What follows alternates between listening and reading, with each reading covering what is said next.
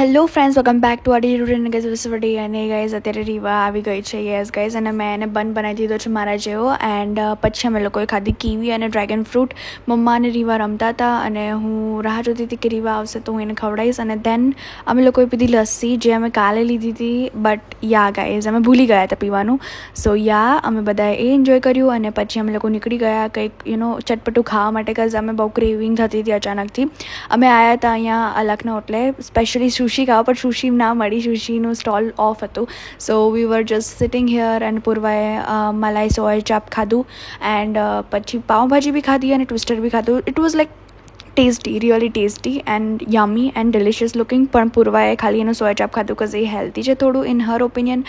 અને મેં એક રેપ પણ ખાધું હતું, Chipotle wrap. So it was like good, not bad but not good.